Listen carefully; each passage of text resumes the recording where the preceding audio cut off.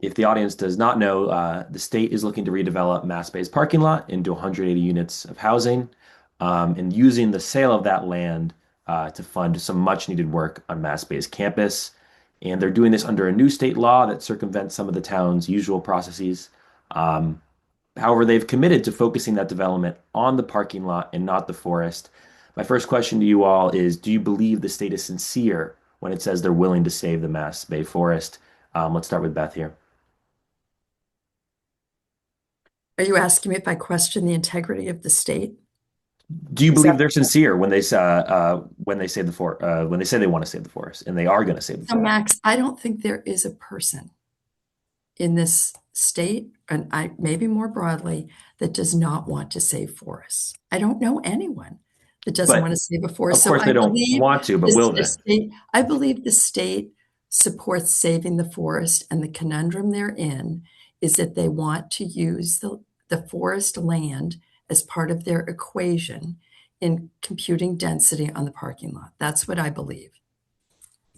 Thank you. And Tom, do you believe they're being sincere?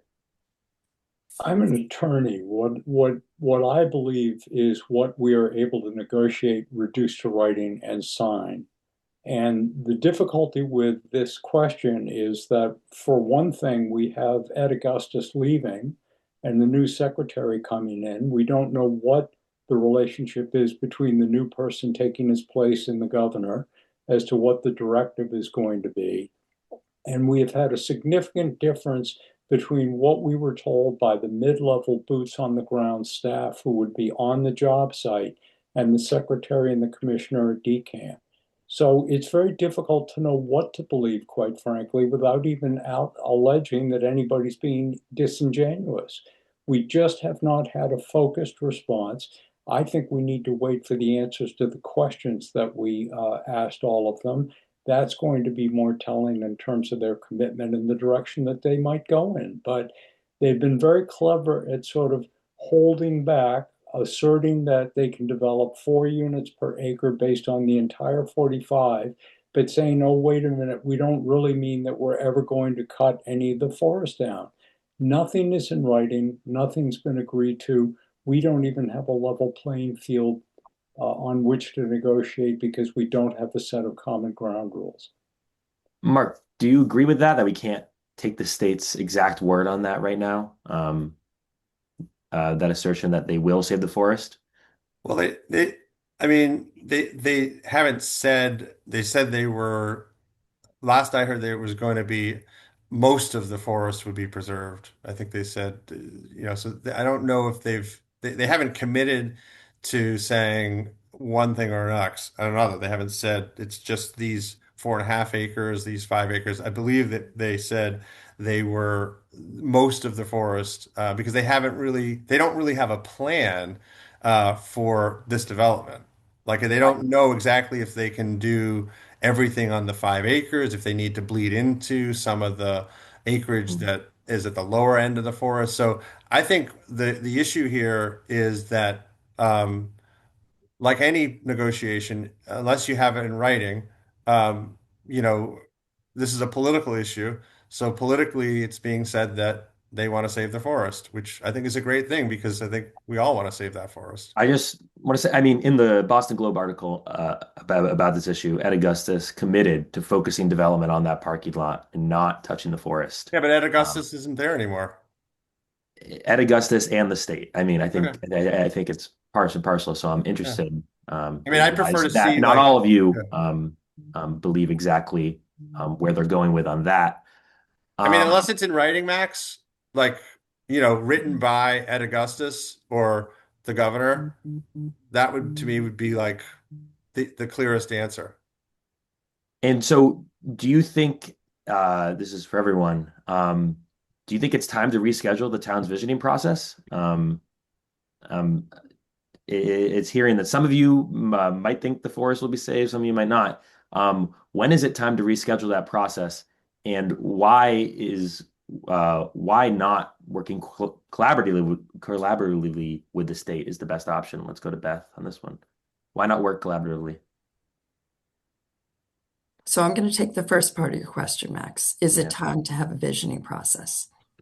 From the beginning, I have said we, the select board, need to speak directly with our residents and talk about the issues, talk about what works and what doesn't work so that we, as their elected officials, are empowered to represent them with facts, what they believe, why they believe, what their reaction is to different options. And I think we should not be fearful about talking to them, even absent a firm commitment from the state about where they are, because we are better informed representatives having dialogues in open with our community.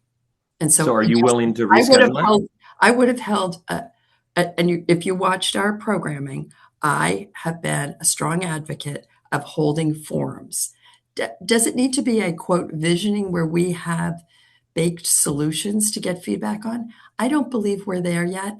I believe we should be having workshops and talking through the issues, talking through why we think no development works, why we think some development works, what our concerns are, what our non-negotiables are, and move from there. But we have allowed our residents to give feedback to MassBay. We've allowed our residents to come in one-way street with us at Citizen Speak, but we have not been in forums where there's a give and take with those of us whom they elect. And Mark, So I agree do you with Beth think on we need to that. shut out the state here, or No, should I we mean, be talking with the no, state right now? Because no, it no. doesn't So, seem like there's a lot of here's the dialogue. thing, Max. Here's the thing, Max. There was a rush by the select board to to put this visioning session together. They bypassed town meeting to authorize the funding of it. They even asked me as the chair of the planning board to contribute to it. And they rushed this along because we have to do this. And then all of a sudden, at the last minute, the day before Christmas, the day before Thanksgiving, they canceled it. The select board did. Mhm. Why? Politically inconvenient. So, in my opinion, like I think that of course we need to be thinking about how to solve this problem. But right now, the way the select board has kind of managed this has been pretty poor, in my opinion, and it's not sending the right message to the state. Um, But I would you be oppose talking to this. the I state mean, right now? Because there's not a lot of dialogue here. I've said this before. I oppose development in the forest, and I oppose development on the 5 acre parking lot. Stop. Full stop. Okay, we'll get to the parking lot Yeah, sure. soon. Tom, do you think we should be shutting out communication with the state right now until we get more firm commitments? Why haven't we been talking to them the whole time? And why not work We're collaboratively? not, Max, we're not shutting out communication with the state. I'm not sure where you'd get that impression. We are awaiting answers on the questions that we sent them. Those questions are reasonable. They are quite clear. They're important. We what Mark seems to fail to understand is that the state has the power to move forward with an RFP, and they can pull the trigger on the timing. That was one of the reasons we negotiated the ability to hold the visioning session when we did, in the face of the state not having to agree to that, not having to agree to extending the time limit. We were working under conditions where the state held the power in terms of whether they were going to give us the time to have a visioning session with the public. One of the reasons why we canceled it is because the select board absolutely cannot be in a position where we make representations to the community about where we're looking for input. We can't go to them and say, we want your vision on 180 units on the parking lot, only to have the state, where there'd been no agreement, come back and say, well, we changed our mind, we now need 300 units. That completely damages the select board credibility and the ability to control this process. So no, it's not time to reschedule that yet. It was appropriate to schedule that session before, and I don't think that we can do so until we have answers to the questions that we submitted to the state. There is an absolute ongoing willingness to communicate between the parties. So let's move on to the parking lot here. So the state has said they're not going to budge on 180 units, and I mean, I've heard them commit to not going above 180 units too, but you know, it seems like not everyone believes every word the state says. Why aren't these units important in these homes important to Wellesley? Right now, there's a exodus of young professionals from the town and projected to be more. Um, and Mark, you said you oppose any development of the parking lot. Um, would these homes not be beneficial to the town and its workforce? So I think it's clear. I mean, like I've been involved in housing my whole career. I have nothing, housing is an important part of any economic growth and development. The issue here is that 180 units on a parking lot that's completely used by the college with no plan, no thought out plan on how this is all going to work doesn't make any sense to me. We have a ton of opportunities in town for housing. We have a lot of moving parts, and there's a lot of housing that is in the works. We have Barton Road right now, which is a 14-acre parcel of land that is highly undeveloped. Adjoining that is the Armory that is a 7-acre lot. Um, that's an area where we have a lot of opportunities, and we should be working with the state on that. Now, I do not think for this location it makes any sense, period. And there's no plan. There's no plan. This was just a program that was passed by the state. And Mark, yeah, if I can interrupt, Yeah. do you recognize that the town needs more small homes and apartments? And um, right now it's a parking lot, and MassBay has said, they own the whole other side of the street, and there's land there they can figure out parking.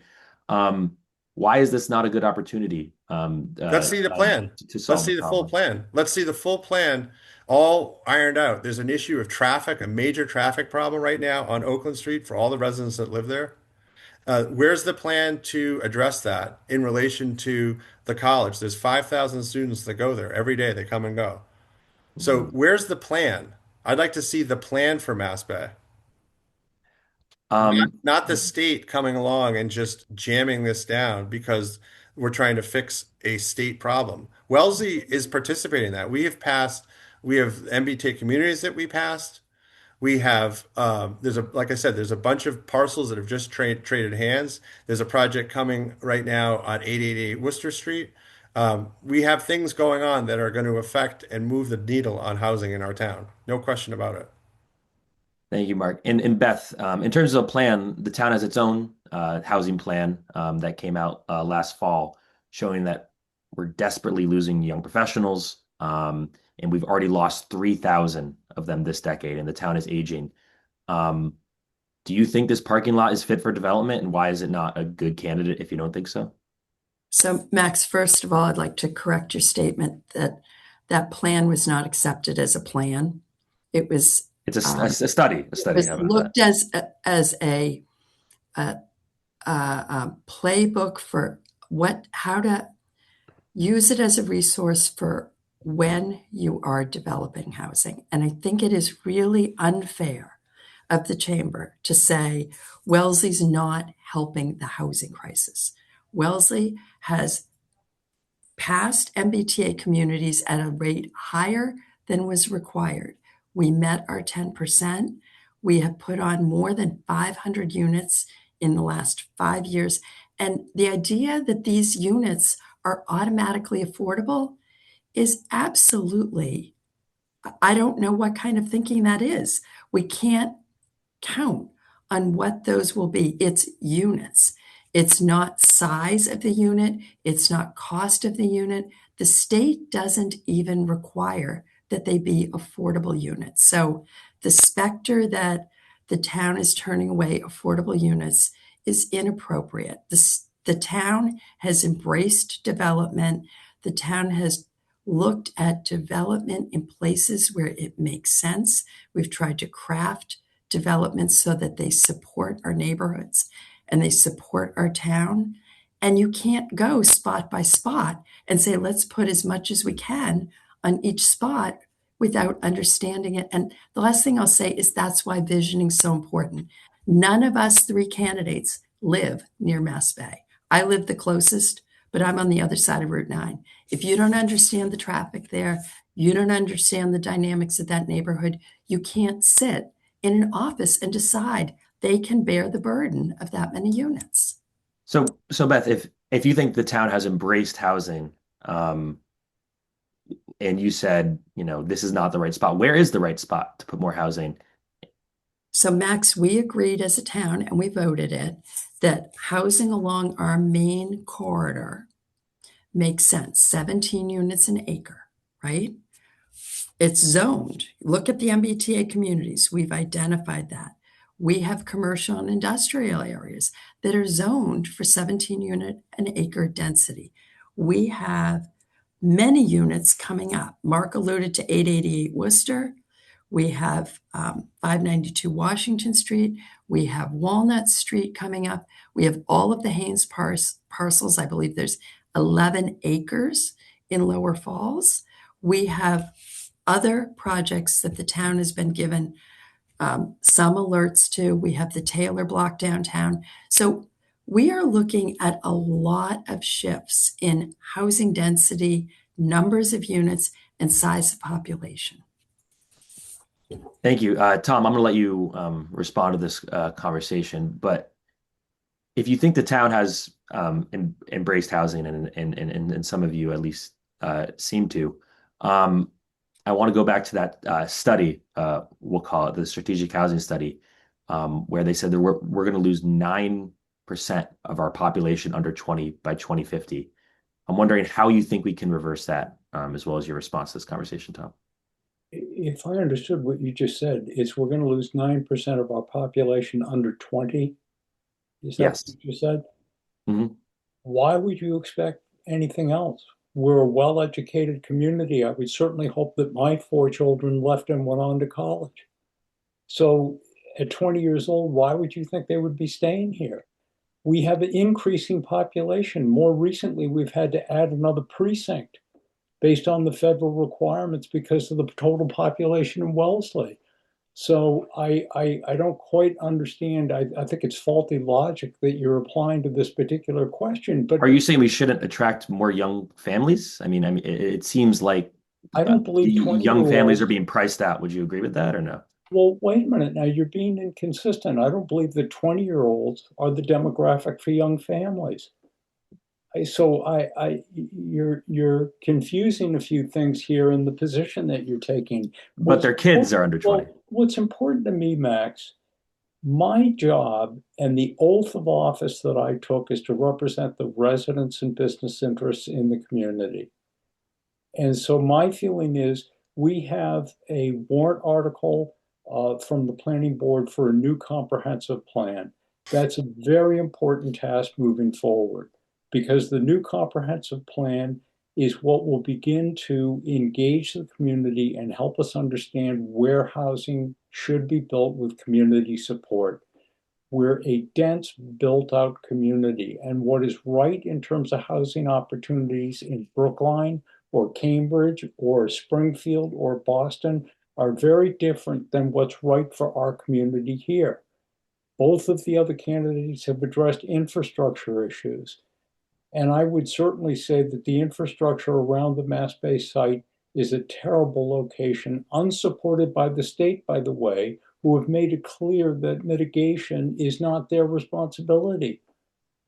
Who else is going to call Mass DOT and instruct them to help us with the traffic flow and roadway configuration in the Oakland Street area? That simply isn't an appropriate location for dense multifamily housing. One of the thoughts that I've had for a number of years is that if we can find another location for an arts and entertainment center, that leaves open the ability to acquire the land at the Wellesley Community Center where we could build a friendly 40B and build more dense housing and control the price point. Mass DOT said a number of years ago that they would assist with a left-hand turn off of Route 16 East into that property. We have more creative, better ways for approaching housing than jamming it into a site with inappropriate, insufficient infrastructure. So thank you, Tom. And so we've all, or Tom talked about the comprehensive plan. We talked a little bit about the strategic housing plan, which was not accepted by the Select and Planning Board. It was only the acknowledged receipt of. Mark, you voted against acknowledging the receipt of, if I'm correct. I did. Um, I did. can you explain that and why do you think that plan shouldn't be adopted? So, what I said in my comments the night of the vote was that the data, the contents of the report will be used in a master plan, just like every other area study that we've done. What I didn't agree with is that I felt like the driving forces that caused us to do that or that brought that forward was political, and then I believe it was used politically in the last few town meetings, whether you were for Rio or against Rio, it was used politically. And I felt like the contents of the report didn't address what was asked by the town in doing it. And so I definitely voted against adopting it. I know that one of my competitors in this race didn't vote against it. And so yeah, I also just want to mention that I've been promoting this comprehensive plan, and I've been getting pushback from the select board to fund it. We asked for $400,000, and if you look at some of the hearings that they had talking about this, I believe again one of the candidates for this race was saying, I don't think we should, maybe we should postpone this. We don't have a planning director yet. We should, kick this down the road. This is an issue that the town needs. We're Thank we're, you. we're overdue on it. We're supposed to do it every 10 years. And I wanted to make sure as the chair of the planning board that it was properly funded to do it. Thank you, Mark. So, Tom and Beth, I'm interested in where you voted to acknowledge receipt or not of this housing study that was commissioned by the town. We'll start with Tom. I voted to acknowledge receipt and thank you for the way you framed that question. It's my position and has been that we received that report, it was duly completed, but it is not something that we can implement at this time. That report requires the completion of the new comprehensive plan first. The comprehensive plan is what's going to allow us to engage the community at large so that we can understand who we're representing and what type of housing we ought to be targeting. The strategic housing plan then provides assistance and mechanisms for implementing what we determine to be appropriate housing through the comprehensive plan. So the order is backwards. But at the same time, I do acknowledge the receipt of that particular plan. I think that was appropriate. And Beth? I did not acknowledge the report because I didn't think it was completed in a way that was actionable. A strategic plan should always have a goal and should have a rationale for that goal. And the plan did not have a goal. So it looked at development of housing without, in a very narrow framework. It didn't look at the impact on the community. It didn't look at the impact on the infrastructure. It didn't look at the impact on the finances of the town and how the town should, in a measured way, look at phasing in and adjusting its housing inventory. It didn't look at controlling housing prices. It didn't look at protecting starter homes. It didn't look at the things we hear from people. So if you look at our housing inventory, it has gone up. The average price and the accessibility of lower price points it's a disappearing, Max. So I didn't think the plan did set a goal. And so I couldn't buy into that. I'm a strategic planner. You can't do a strategy without a goal. Okay, we're going to move on from housing. I just do want to say, from the chamber's perspective, we view that housing plan as a real reason why we think 180 units on MassBay is going to be helpful to the town. It shows that we're struggling to retain workers, we're struggling to retain young professionals, and we think that data can really informs the desperate need for housing, and this MassBay So site Max, is a great opportunity for that. Max, And you're welcome to respond to that, no, no, Mike. I will respond to that because I think what I was alluding to was that report, by acknowledging that report, it's like you're sort of weaponizing it to sort of promote housing in a way that was like, and that's what it was used. Don't If we you want to look, promote housing? no, but if you look at the arguments that were made on the floor of town meeting, to decide one thing or not. It was all we need to wait for this report. We need to wait for the study. You know what I mean? It was like it was used as a political tool, and that to me is the opposite of what we want. You know, um, you know, I I just want to say, Mark, I appreciate the sentiment. We're going to move on, but I think in the end, the data speaks for itself. And I think we're talking a lot about the politics of the plan, but I want to focus on what it showed that, we're desperately shedding young professionals, in that we're unattainable for a lot of the workers that live there. Even nurses, healthcare workers, even financial services workers, cannot live in Wellesley anymore. Max, keep one thing in mind that the town of Wellesley adopted an inclusionary housing. And that's our policy. Okay. And the planning board, we institute that on every project. Okay. I'm going to let anyone else quickly respond if they want, but we're going to move on. So, Max, the plan did not provide guidance about how to make that town more affordable for younger families. And I have to agree with Tom. 20 years old is not, at 20, did you want to move to Wellesley? I think it was At saying that 20, the you young want to live. families who have young kids, but Okay, so not that's up to not 20 years, 20. And I think if you look at the demographics, below 20. that's far older than 20. And it is the responsibility of elected representatives to listen to their community and act in a way that builds a town that our community is proud of and that is attractive to people who want to move here. That's our job. And so I respect the chamber's job, but you need to respect our job, which is to listen to people. It's why I support doing visioning. It's why, if you look, that report said this community has a lot of issues to talk through and work through about the type of housing and where and how fast and what price point. And it didn't get the job done. Max, I simply want to say that I don't think you know the area median income figure as it relates to Wellesley and affects the housing here. You keep listing off a series of jobs that don't make anywhere near the AMI that would support their ability to apply for houses under inclusionary zoning. This is the flaw of the political position that the chamber keeps taking. And I don't understand it. Even if we do have build housing that is affordable based on the AMI, we're not going to be housing young firefighters, police officers, nurses' aides, baristas, the very people who are working in the stores along Central Street. That's why I'm saying that regionally, different communities can build different forms of housing that can accommodate different levels of income. And I'm not saying that I wish that were the case in Wellesley, but we can't control what's happened to the valuations in Wellesley and the fact that a median house value